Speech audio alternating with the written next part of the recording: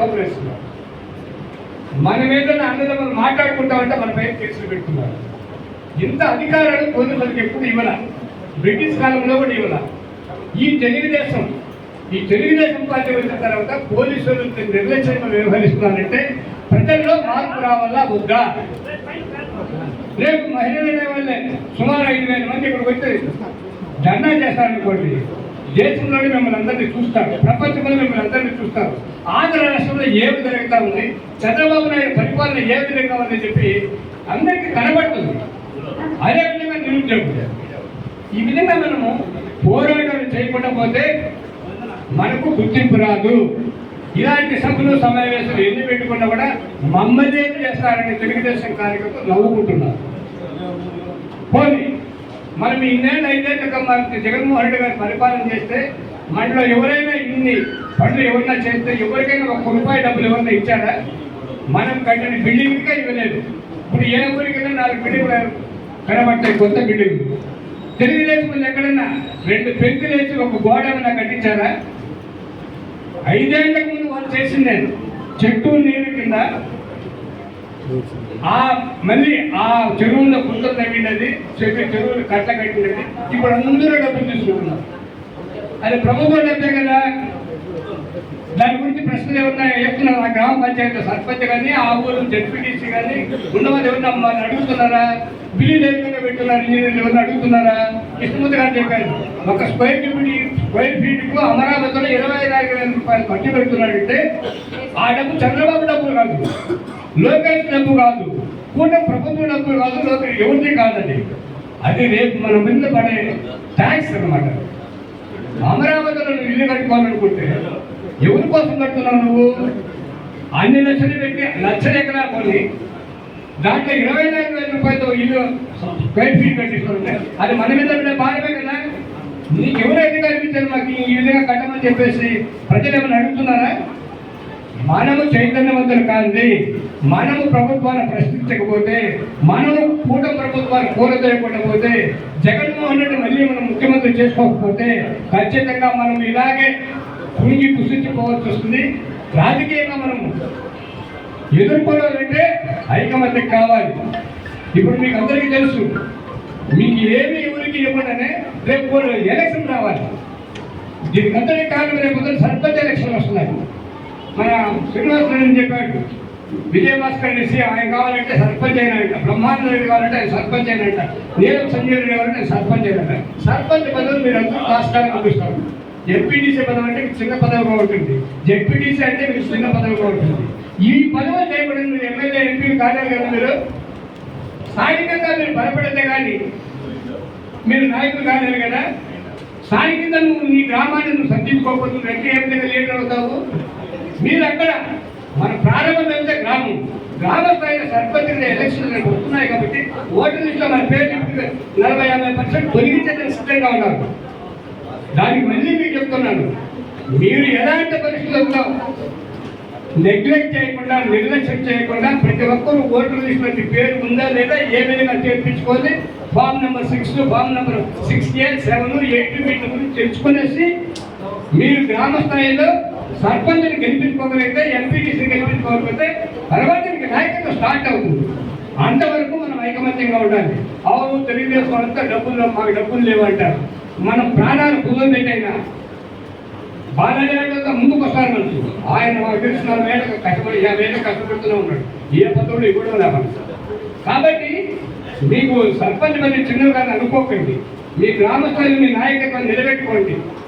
వెంకయ్యగౌడ్ మళ్ళీ ఎమ్మెల్యే చేసుకున్నాం, జగన్మోహన్ రెడ్డి సీఎం చేసుకున్నాం. మనం ఆ తర్వాత ఖచ్చితంగా మనకు మంచి రోజులు వస్తాయని నేను తెలియజేసుకున్నాను. నాకుండే అనుభవంలో మాత్రము మనకు చాలా మంచి రోజులు వస్తాయి.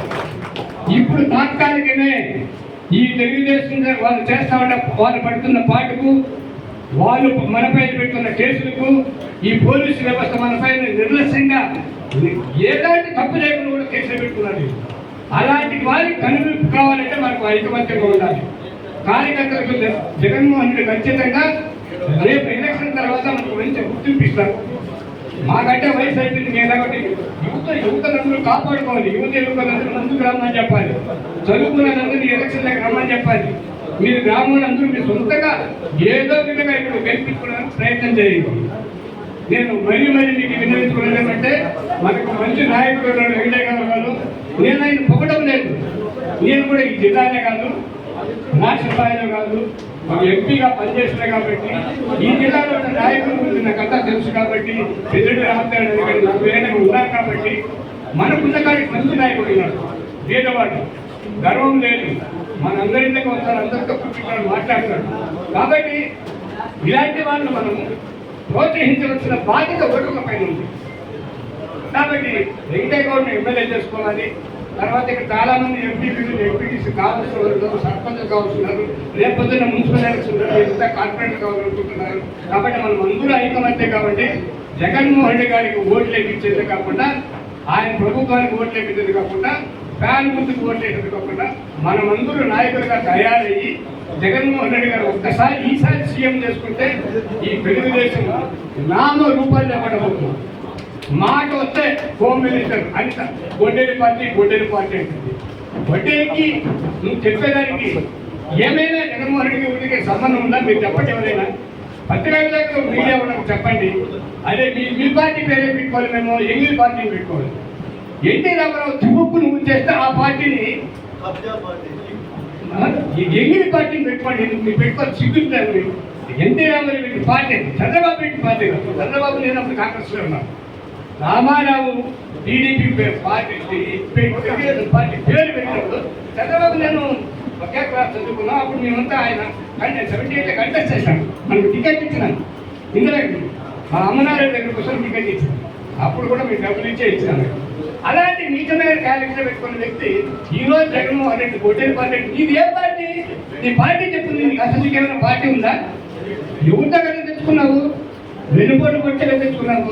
ఇప్పుడు మళ్ళీ ప్రజలు వెనుబోటు వాగ్దానాలు చేస్తాం. ఒక్క వాగ్దానం నెరవేర్చగలను నువ్వు. కాబట్టి మనమందరూ తిరగబడాలి. తిరగబట్టకపోయేది ఏమీ లేదు. మనము నాయకులు ఎందుకు కావాలి? ప్రజల కోసం, నీకోసం నా కోసం మనం కావడం చైతన్యంతో చేయాలి. కాబట్టి మనలో మార్పు రావాలి, ఐకమత్యం కావాలి, ఓటర్ లిస్టులు సకాలంగా చేసుకోవాలి. మనం ఏదైనా ప్రతి వ్యక్తిని పోరాడి కొట్లాడి మన అభ్యర్థుల గెలిపించుకున్న రోజే జగన్మోహన్ రెడ్డి సీఎం అవుతాడు. ఈ చంద్రబాబు నాయుడు నాయకులు కొడుకుని ఇంటికి పంపించవచ్చు. ఈసారి తెలుగుదేశం ఓడిపోతున్న పార్టీ ఉండదు. కాబట్టి మనం అందరూ జాగ్రత్తగా ఉండాలని కోరుకుంటూ, నాకు ఈ అవకాశం ఇచ్చిన మీకందరూ కూడా మరొకసారి శిరస్సు మంత్రి జై జగన్. గౌరవ మాజీ పార్లమెంట్ సభ్యులు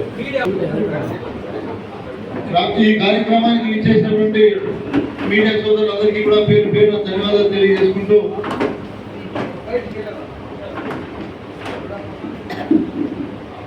ఇప్పటికీ కూటమి ప్రభుత్వం అధికారంలోకి వచ్చి 2 సంవత్సరాలు పూర్తి చేసుకొని వాళ్ళేదో విజయవంతంగా మేము మంచి పరిపాలన అందించాము.